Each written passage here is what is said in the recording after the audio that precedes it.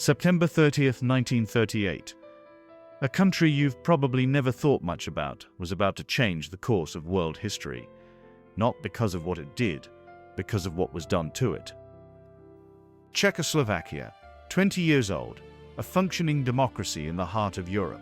Modern factories, a trained army, strong defenses, and it was about to be handed over to Adolf Hitler, gift-wrapped, by Britain and France, the very countries that had created it after World War I. Here's the thing nobody talks about. This wasn't Hitler taking what he wanted. This was the world giving it to him. And the Czechs, they weren't even invited to the meeting where their fate was decided. You want to understand how World War II happened? Forget the tanks and the blitzkrieg for a minute. Start here, with the betrayal that made Hitler believe he could take anything.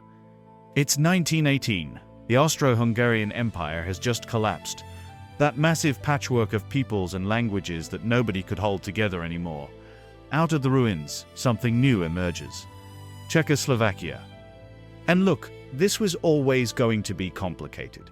You've got Czechs, you've got Slovaks, you've got Germans, Hungarians, Ruthenians, Jews, all living in the same borders, all with their own histories, their own languages, their own grievances. But here's what made it special. They actually tried to make democracy work. Real democracy. Not the sham versions you saw in so many countries between the wars.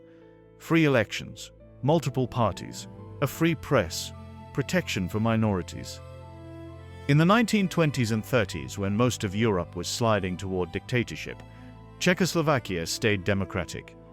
They had industry, good industry. The Škoda works produced everything from cars to weapons. Czech textiles competed with anyone in the world. This wasn't some backward agricultural state. This was a modern European country with a growing middle class. And they weren't naive about defense. They built fortifications along their German border. Serious fortifications.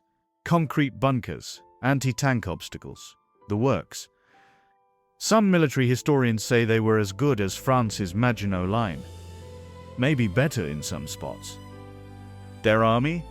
35 divisions. Well-trained, well-equipped. This wasn't a pushover military. Czech pilots, Czech soldiers, they were professionals. But here's the problem that was always lurking beneath the surface. The Sudetenland. That's the rim of territory along the German border. Mountains, forests, and those fortifications I mentioned. And it was full of Germans. About 3 million of them. Ethnic Germans who'd lived there for centuries, back when it was all part of the Austrian Empire. Now, most of them were fine with being Czechoslovak citizens. Not thrilled, maybe, but they made it work. They had their own schools, their own language rights. The Czech government actually bent over backwards to keep them happy. But there's always a minority who aren't happy. In the 1930s, with Hitler rising in Germany, that minority found their voice. The Sudeten German Party, led by a guy named Konrad Henlein. At first, they just wanted more autonomy, more rights for Germans within Czechoslovakia. Fair enough, you might think. Except Henlein was taking money from Hitler, taking orders from Hitler. He didn't want autonomy. He wanted to wreck Czechoslovakia from the inside and hand the Sudetenland to Germany. By 1938, the Sudeten Germans were holding rallies, making demands, creating incidents, claiming they were oppressed, claiming the Czech government was discriminating against them. Most of it was exaggerated or outright false, but it played well in the German press. In Hitler, he saw his opportunity. He'd already gotten away with remilitarizing the Rhineland. He'd pulled off the Anschluss, absorbing Austria into Germany without firing a shot. He was on a roll. Now he set his sights on Czechoslovakia, but he was smart about it. He didn't say he wanted to invade Czechoslovakia. No, he said he just wanted to protect those poor, oppressed Sudeten Germans. He just wanted self-determination for German people. How could anyone object to that?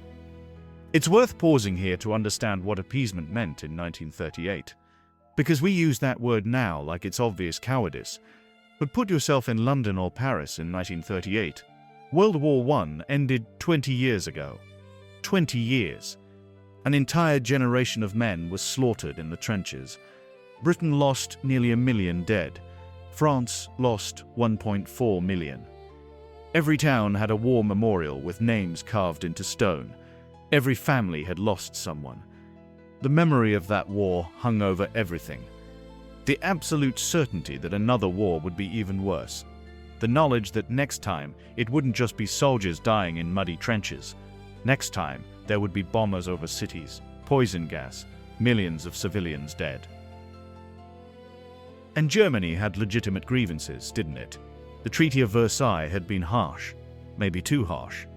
Germans really were living outside Germany's borders in several countries. Was it so wrong to want them united? Was it worth millions of deaths to prevent it? That was the thinking. That was the trap. Hitler understood the psychology perfectly. He made each demand seem reasonable in isolation. He promised each time that this was the last thing he wanted. And the British and French wanted so desperately to believe him. But here's what they didn't understand. This wasn't about the Sudetenland. This was about destroying Czechoslovakia, about dominating Central Europe, and about building an empire. The Sudetenland was just step one. The Czech government knew it.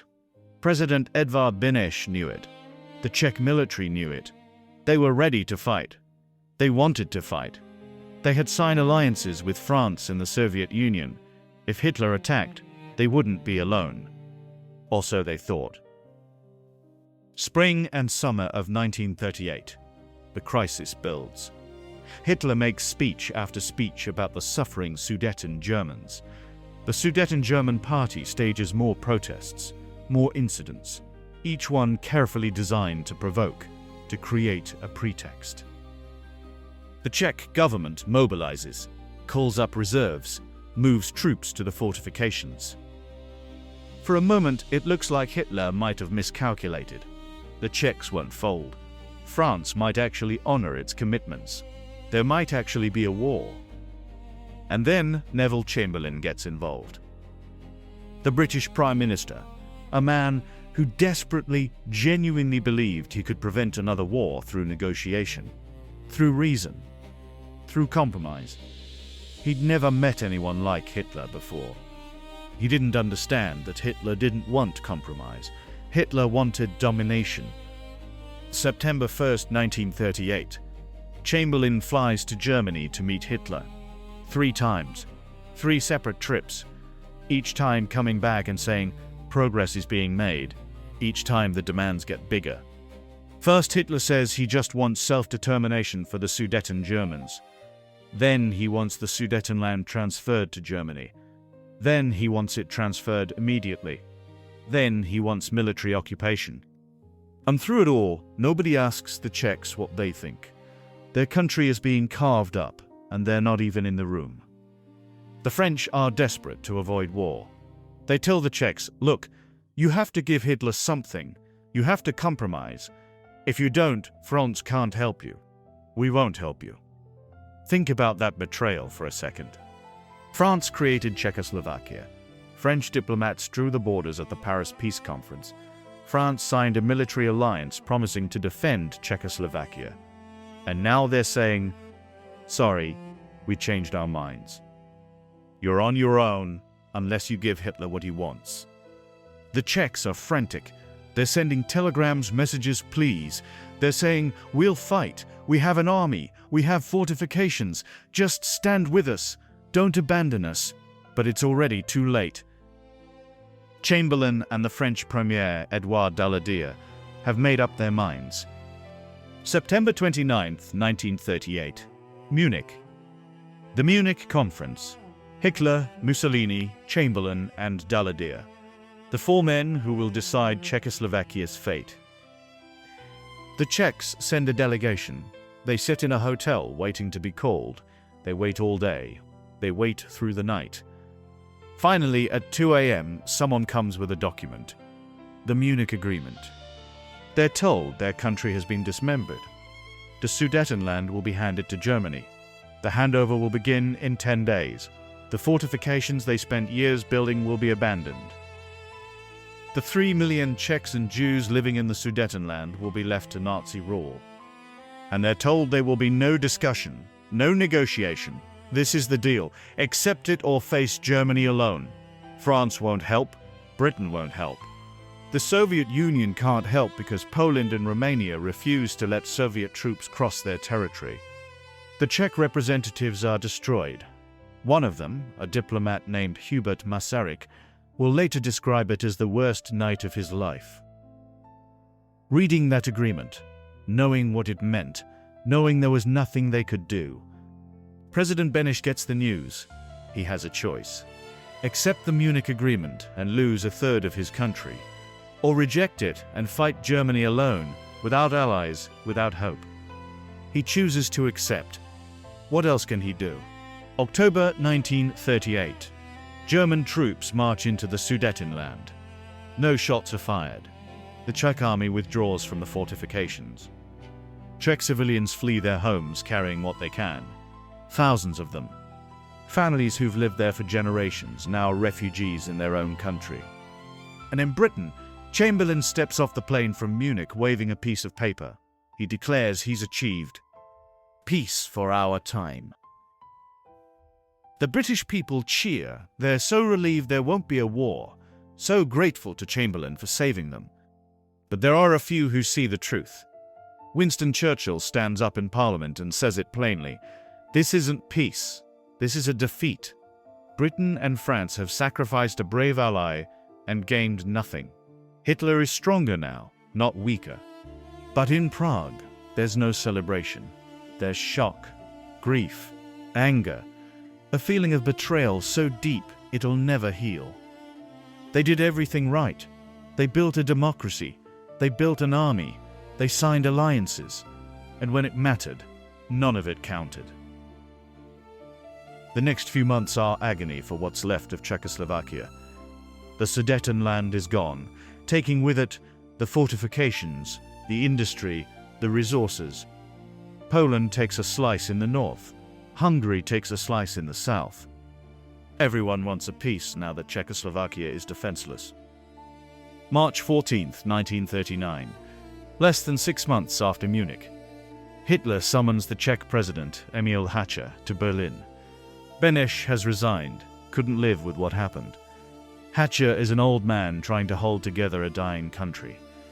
They meet after midnight, Hitler, Goering, Ribbentrop, and Hácha with his foreign minister. It's not a negotiation, it's a mugging. Hitler screams at them, says German troops are about to invade, says Czech cities will be bombed to rubble unless Hácha signs a document. At 3:55 a.m., Hácha signs. He has no choice. March 15th, 1939. Dawn. German tanks roll into Prague. No resistance, no fighting.